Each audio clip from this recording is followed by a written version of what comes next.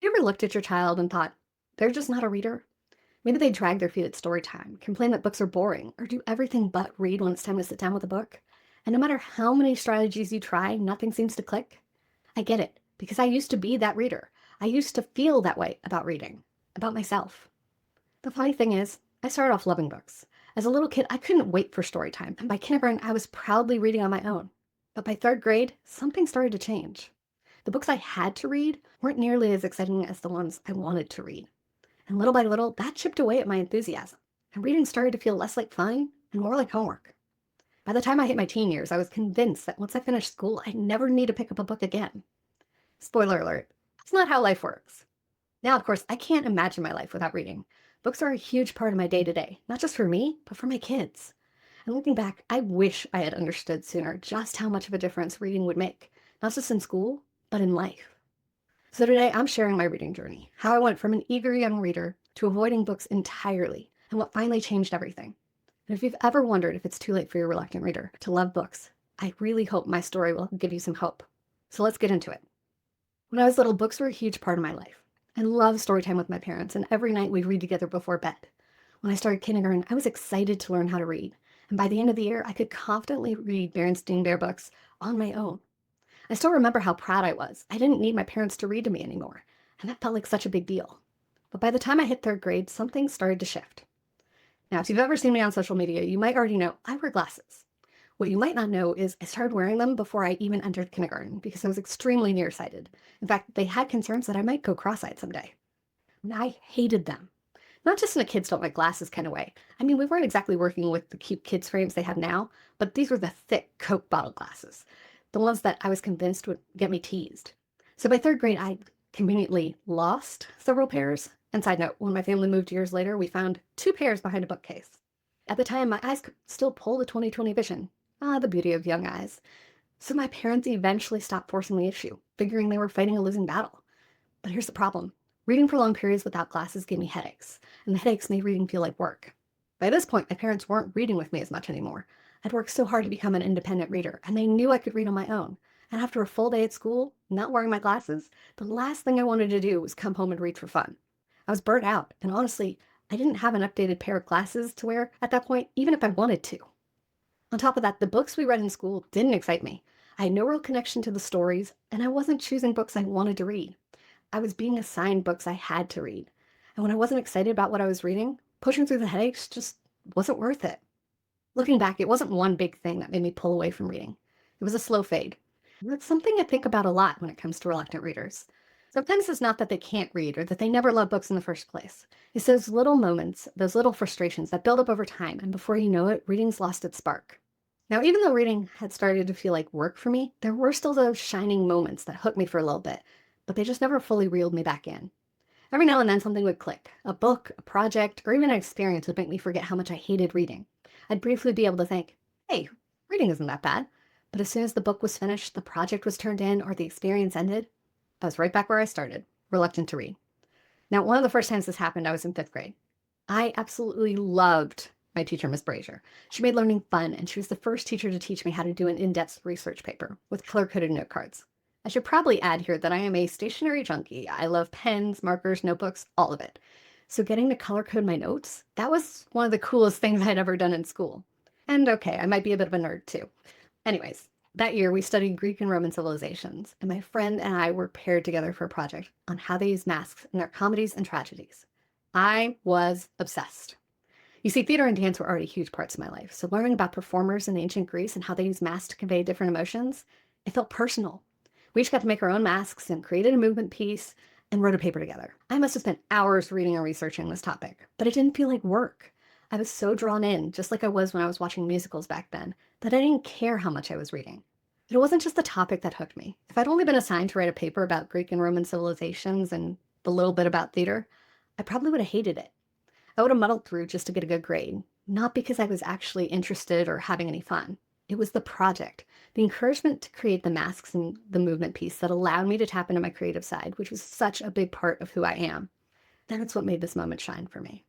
Then in sixth grade, I had another one of those moments when I picked up A Time for Dancing by Davida Wills Herwin. So this book is about two best friends that love dancing, and one of them gets diagnosed with cancer. It was emotional, it was heartbreaking, but I loved every second of it. In fact, it may have been one of the first times I ever felt deeply invested in a book. It's one of those stories that stays with you, even to this day. Then in seventh grade, in drama class, we got to read and perform Romeo and Juliet. I was hooked. I'd already fallen in love with the Leonardo DiCaprio movie version. I mean, what 90s kid didn't? So getting to read the play itself, I was eating it up. I even copied my favorite lines and passages over to the journal that I kept at that time, and I kept my copy of the script with a black cover and nothing more than a little red rose. I should probably add, I still have both of those today. Isn't that a vivid memory? Can you tell? But after that, the spark faded again. Summer after my senior year, I read A Walk to Remember. I'd already seen and loved the movie and figured, why not? After that, I read a couple more Nicholas Sparks books that had also been turned into movies. But it was summer, I had downtime, and then college hit. Now, I want to remind you, each of these books pulled me in, but never quite made reading a regular thing again for me. They're more like detours, quick moments of interest before I went back to my usual avoid reading at all costs mindset. But my biggest shining moment was the summer before ninth grade. My parents took us to London. I'd already fallen in love with Romeo and Juliet, as I mentioned before, and on that trip we got to visit the Globe Theatre, the very place where Shakespeare's plays were performed and still are today. I was fascinated. I imagined what it would have been like to be one of the groundlings. That's the lower class audience members who paid a penny to stand in the pit and watch the performances. Now, my brother and I, we didn't get to watch one of Shakespeare's works, but I can tell you from experience, standing for that long, it really starts to hurt, even in your younger years. So I can only imagine these poor adults. And we went to Stratford-upon-Avon. That was Shakespeare's birthplace. I loaded up on books about his life and his collected works. And then later in the same trip, we also visited Bath. Now, this is where Jane Austen lived for part of her life. And I knew some of her stories from movies, but this was the first time I actually bought one of her books, Persuasion. I started reading it while we were there, anytime we were on the tube or had some downtime in our hotel. And by the way, the tube is London's subway system for those of you that don't know. But I didn't get to finish it there. That trip still did plant a seed for me.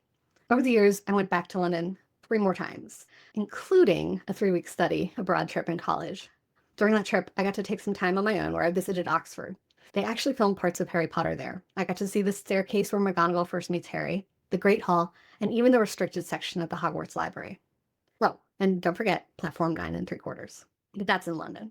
But at the time, I hadn't read any of the Harry Potter books. I'd just seen the movies. But as I was walking those streets, I started to feel immersed in that world. I wanted to read them. I just didn't have the time or the motivation to make it happen. That connection to England, though, it's never faded. To this day, I believe that's why I've remained so connected to Shakespeare, Jane Austen, and J.K. Rowling's Harry Potter and Fantastic Beasts series. I didn't actually finish the Harry Potter series until recent years, and honestly, audiobooks saved me. Now, I can't wait to share these books with JD as his stamina for chapter books continue to increase. I even bought the illustrated editions of the first 4 books to help keep him engaged, and someday I look forward to reading them all over again with Hunter. This is why I believe so strongly in the power of experience and how, even for reluctant readers, the right moments can reignite their interest in books. Because when we feel connected to a story, whether it's through travel, themed activities, or even just finding the right book at the right time, it changes the way we see reading. When kids think they hate reading, the right book, the right project, or the right experience can flip a switch.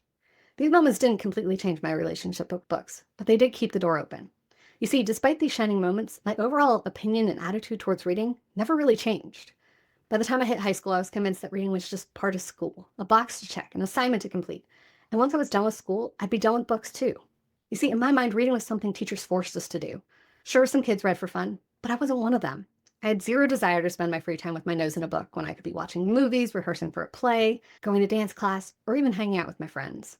And when I did have to read, I cut as many corners as possible. An older friend once taught me a shortcut for skimming textbooks, reading the first and last sentence of a paragraph and then scanning for key points in between. I used that trick constantly. Then, of course, there were Cliff Notes, my best friend when it came to language arts assignments. And in a pinch, scouring the internet for whatever details or summaries I could find was good enough for me. I hated reading, and honestly, I didn't see the point. If only I'd realized then how much not reading for fun would impact me, I might have done something sooner to change how I felt about reading. But at the time, I didn't have anyone in my corner pushing me to see how important it really was. Now, I don't want to throw my parents under the bus, but they'd sort of just accepted that I hated reading. And since I was still managing to get good grades, I figured they decided it wasn't really worth the fuss or the battles to push me to read for fun at home. The reality was I couldn't see what role reading was ever going to play in my adult life.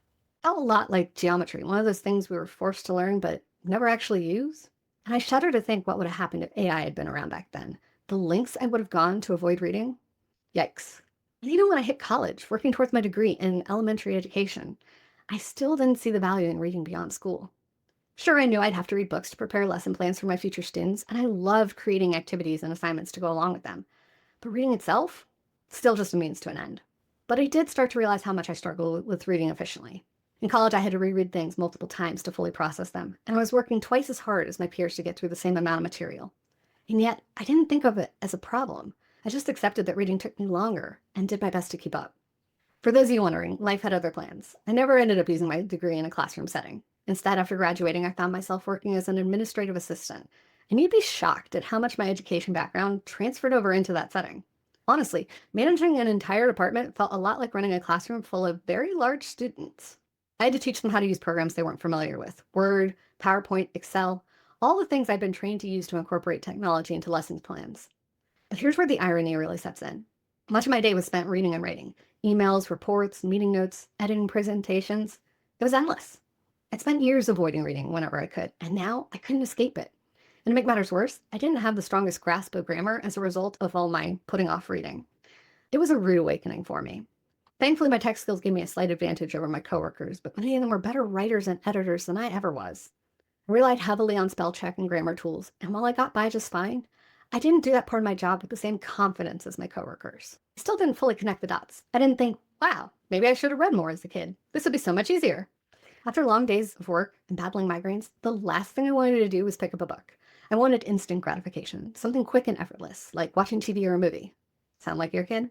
Reading felt like work, and because I'd spent years avoiding it, I had zero internal motivation to push past that feeling. At that point in my life, I didn't even realize what I was missing. I still believed that reading had no impact on my future. It wasn't until years later, when I lost my job and not long after found out I was pregnant with JD, that things started to shift. Suddenly, I had a lot of time on my hands. I spent those early months binge watching TV and movies, but eventually I hit a wall. I'd watched so much that for the first time in my life, I was actually getting bored of it. That's when I picked up a book. Now, at first, I wasn't reading because I missed books. I was reading because I needed something to do. But then something surprising happened. I actually started enjoying it. I'd seen the first three Hunger Games movies, and while I'd never been the type of person to say, oh, I should read the book first, I decided to give it a try. Reading books where I already knew the characters and the world that they came from made it so much easier to stay engaged. Instead of struggling to visualize everything, the movie played on in my head while I filled in the details that the books provided. One book turned to three, and before I knew it, I'd read the entire series. Then I went to see the fourth movie when it released in theaters not long after JD was born. And as much as I hated to admit it at the time, I loved the book. All three, in fact. Even more than the movies. Then something even crazier happened. I wanted to keep going. So I got online and I started searching for books similar to The Hunger Games and found the Divergent series, which was perfect timing because the third movie was about to release in March of 2016. At this point, I was spending long nights awake with JD. He refused to sleep anywhere except on my chest, which meant I had a lot of downtime, but I couldn't really watch TV without waking him up. Reading became my solution. It was quiet, it gave me something to focus on, and unlike my phone, it actually held my attention without overstimulating me. For the first time in my life, reading was filling a need that TV, movies, or even social media couldn't. And as a sleep-deprived mom, that was exactly what I needed. And for the first time in decades, I wasn't just reading to pass time. I was genuinely invested in the stories. But the real shift still hadn't quite happened yet, until I started to see how books were affecting JD. We realized early on that reading was the magic key to his sleep routine. I began reading consistently to him when he was about 2 months old, and it didn't take long to notice that the more I made books part of his wind-down routine, the easier it was to get him to go to sleep. We read the same few books over and over, and he'd start to recognize the routine. His body would settle, his eyes would get heavy, and slowly but surely we realized reading was our secret weapon for better sleep. We also knew that getting him transitioned from still sleeping on my chest at 5 months to sleeping in his crib was going to heavily rely on books and keeping his routine as similar as possible. So we leaned into reading, hard, and after a really tough week filled with lots of reading, we'd done it. He was finally sleeping in his crib, and that's when it hit me. If reading was this powerful for him as an infant, what would it mean for his future? I started thinking ahead. What kind of relationship did I want him to have with books? I didn't want him to follow in my reading journey footsteps, seeing books as an enemy, a cruel torture device keeping him from things he actually enjoyed. I wanted him to love books. I didn't want to see him struggle like I had. And that's when I knew. It had to start with me. If I wanted him to grow up seeing books as something fun, something that had value, I had to set the example. That was enough to keep me pushing forward, to keep me reading, to keep making it part of our daily lives, and to not let it fade away like all those other times had before for me. Once I made the connection between books and JD's sleep routine, there was no turning back. Reading had become part of our daily lives, and I was determined to keep it that way. But I also knew that if I wanted JD to develop a love of reading, I needed to be intentional about it. I couldn't just grab whatever book was closest. I had to find books that got him engaged, books that made him excited about story time, books that made him ask for more. So I started scouring the internet for the coolest, most engaging books I could find. JD was about a year old when I discovered Usborne Books and More, which is now Paper Pie, and I became completely obsessed. The books were colorful, interactive, and designed to grab kids' attention. And the more I learned about them, the more I wanted all of them. Of course, that really shouldn't have come as a surprise, considering I remember flipping through the catalog and recognizing old childhood favorites, books I hadn't thought about in years. But sure enough, they were still tucked away at my dad's house, including Everyone Poops, which, let's be real, my parents probably bought for my brother and I during our potty training years. And of course, I ended up using them for my boys when they hit that phase. Realizing these books had stood the test of time, I went all in. And I didn't want to break the bank building our home library, so I became a book lady. For those of you not familiar with Paper Pie, it's a direct sales company similar to Mary Kay, but instead of skincare products, they sell children's books. I got started purely for the discount, but the more JD and I couldn't get enough of these books, the more I realized I wanted to help other parents find books that would click with their kids. I knew firsthand how easy it was for reading to become a struggle, and I didn't want other parents to feel lost in that. And the deeper I got into the world of children's literacy, the more I realized this wasn't just about JD anymore. I was learning more about how to make reading fun, how critical early literacy is, how much of a difference the right books can make. So I kept going. Over the years, I've built a career around helping families making reading engaging. I've studied what works, what doesn't, and most recently I've been working on my official certification as a reading coach. Because as much as I learned earning my elementary education degree, the science of reading wasn't widely taught at the time. But I know now that it's a better approach, and I wanted to fill in those gaps.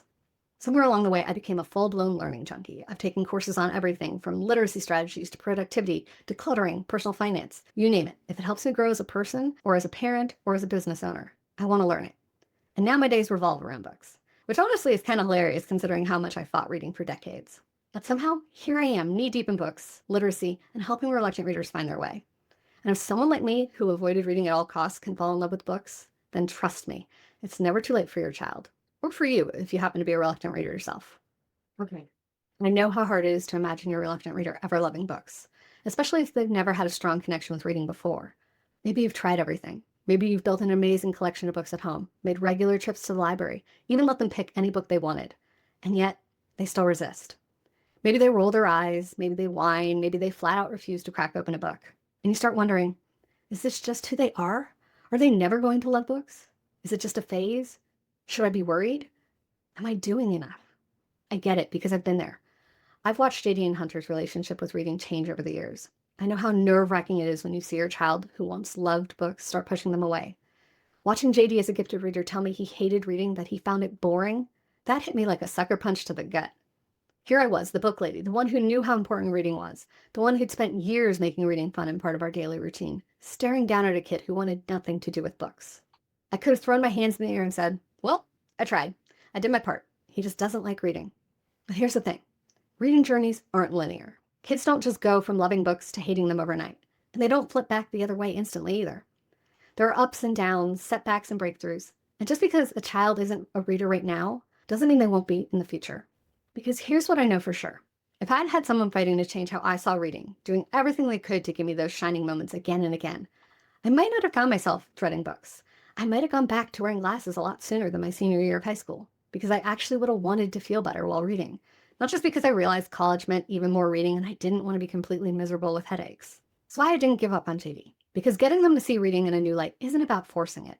It's about offering it again and again in different ways, in different moments, until something clicks. So I stayed patient.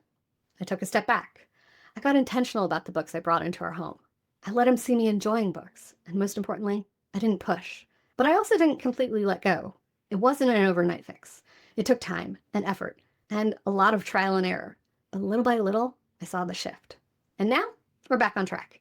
Every day is another chance to create a positive reading experience for him and for myself.